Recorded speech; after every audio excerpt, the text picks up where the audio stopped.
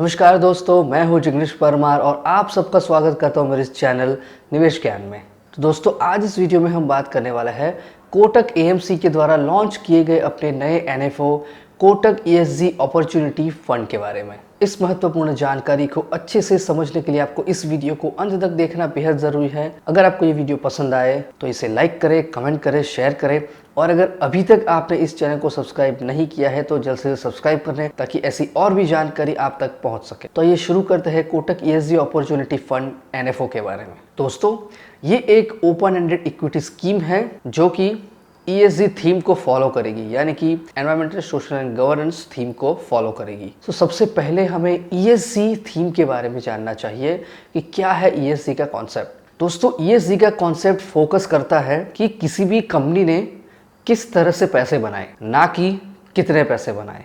और इसके 3 critical parameters है, जिसमें पहला है एनवायरमेंटल, जिसमें कोई भी कंपनी एनवायरनमेंट के प्रति अपनी जवाबदारी किस तरह से निभा रही है, इसके ऊपर से उसका स्कोर डिसाइड किया जाता है। जैसे कि carbon intensity, hazardous product, renewable energy use, waste management, organic products. तो वो कंपनी किस तरह से एनवायरनमेंट को फायदा पहुंचा रही है, कितना कम नुकसान पहुंचा रही है, इस तरह से उसका स्कोर डिसाइड किया जाता है। दूसरा है कि उस कंपनी की सोशल प्रोफाइल कैसी है, वो अपने एम्प्लॉइज़ को, कस्टमर्स को और कम्युनिटीज़ को कैसे ट्रीट करती है, वर्किंग कंडीशन पॉलिसी कैसी है, discrimination policy, health and safety management, employ fatality rate, employ training, financial inclusion. कुल मिला के ये कंपनी अपनी कम्युनिटी, एम्प्लॉइज़ के लिए क्या करती है, इसके ऊपर से सोशल स्कोर डिसाइड किया जाता है। और तीसरा है गवर्नेंस।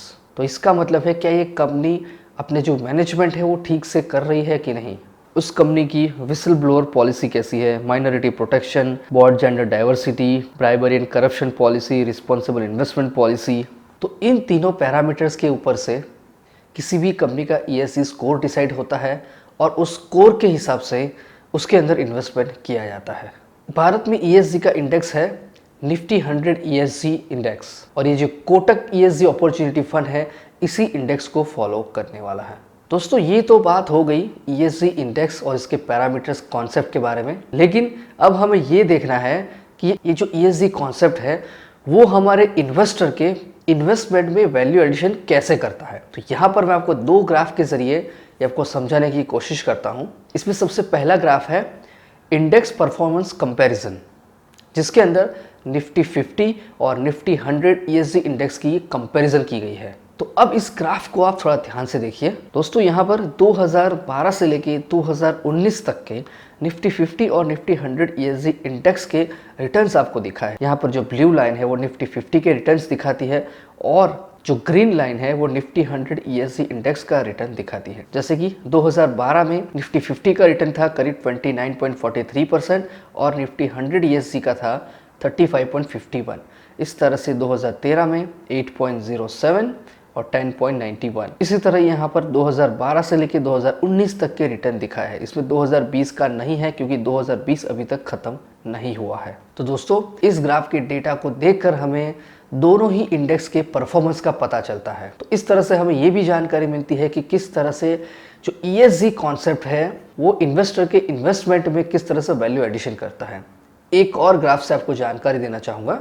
अब इस ग्राफ को भी आप थोड़ा ध्यान से देखिए। इस ग्राफ में मैंने 2012 में निफ्टी 50 और निफ्टी 100 ईएसजी में 100 रुपये इन्वेस्टमेंट किए थे। तो 4 दिसंबर 2019 तक के उसके रिटर्न्स के बारे में इस ग्राफ में बात की गई है। जैसे कि यहाँ आप देख सकते हैं कि जो निफ्टी 50 का रिटर्न है वो 100 रुपये से ग्रो होकर 290 रुपये तक पहुँचा, यानी कि करीब 3 गुना जितना रिटर्न कम से कम 7 साल में। जबकि निफ्टी 100 में उसका रिटर्न है 326 रुपये, यानी कि करीब 3.25 गुना जितना 7 साल के अंदर। तो दोस्तों, ये एक और लाइव एग्जाम्पल है कि किस तरह से ईएसजी कॉन्सेप्ट इन्वेस्टर के रिटर्न में वैल्यू एडिशन करता है। तो हमें नॉर्मल इंडेक्स की जगह ईएसजी इंडेक्स में अगर हमने इन्वेस्टमेंट तो इन्वेस्टर ने अगर नॉर्मल इंडेक्स की जगह ईएसजी इंडेक्स में अगर इन्वेस्टमेंट किया है तो इसको थोड़ा ज़्यादा बेनिफिट मिल सकता है। बेशक पास परफॉर्मेंस से लेके हम आने वाले परफॉर्मेंस की गारंटी तो नहीं ले सकते हैं, लेकिन अंदाजा जरूर लगा सकते हैं। दोस्तों, अब हमें देखना है कि हमें कोटक ईएसजी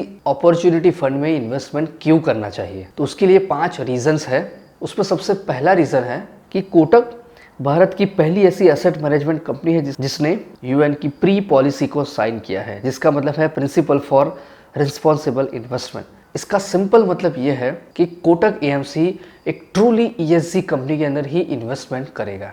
दूसरा है active engagement with invest ESG, already जो इन्वेस्टमेंट प्रोसेस है उसका पार्ट है। और इसका सिंपल मतलब ये है ईएसजी में इन्वेस्टमेंट करने के लिए कोटक को ज़्यादा मेहनत नहीं करनी पड़ेगी, ये ऑलरेडी इसी स्ट्रेटेजी को फॉलो करते आ रहे हैं। तीसरा है कि जो रिस्पॉन्सिबल इन्वेस्टमेंट पॉलिसी है वो इक्विटी और डेट दोनों के लिए अप्लाई की जाएगी। चौथा है सस्टेनालिटिक्स के साथ ऑलरेडी पार्टनरशिप कर चुके हैं और ये एजेंसी एक ईएसजी रेटिंग एजेंसी है जो कि ग्लोबल लीडर और कॉरपोरेट जो इंडस्ट्रीज है उसको ईएसजी रेटिंग देती है। और पांचवा है active engagement with investing companies to measure the impact of ESG parameters. दोस्तों ये थे 5 फायदे कि क्यों हमें कोटक ईएसजी अपॉर्चुनिटी फंड के अंदर इन्वेस्टमेंट करना चाहिए।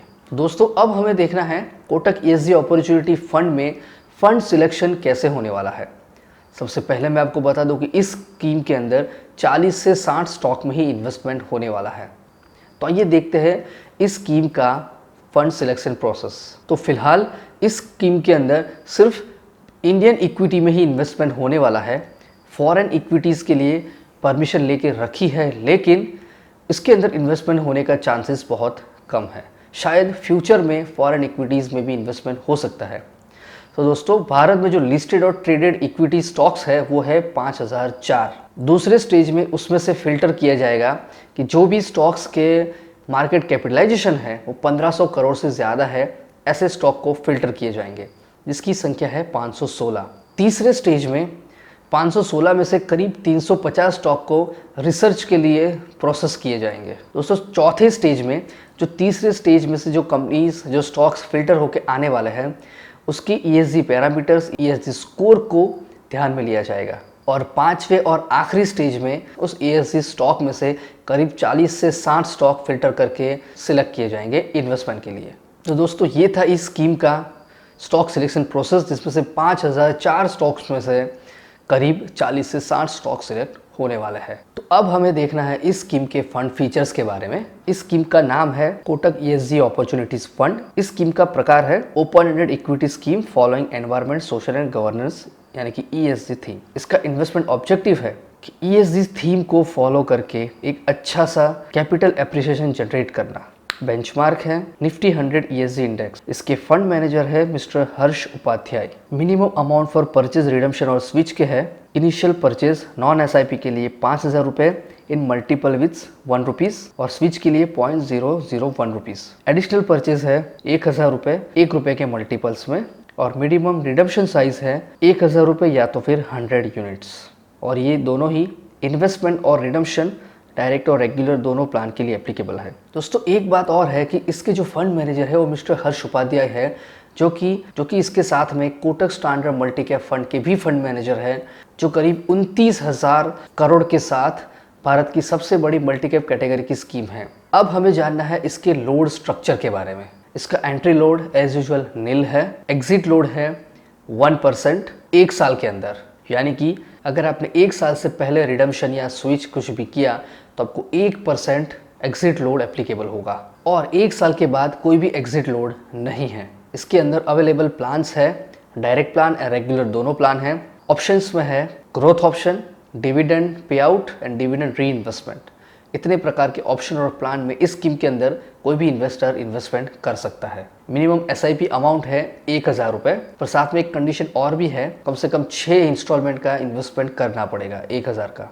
दोस्तों अब इसके रिस्क फैक्टर की बात करें तो यहाँ पर जो आपको रिस्कोमीटर दिख रहा है उसमें उसका रिस्क दिख रहा है हाई, यानी कि ये एक हाई रिस्क वाली स्कीम है। दोस्तों ये जो स्कीम है ईएसजी थीम को फॉलो करने वाली है और साथ में इसके फंड मैनेजर भी मिस्टर हर्ष उपाध्याय है, जो कि Kotak standard multi cap fund को मैनेज करते हैं।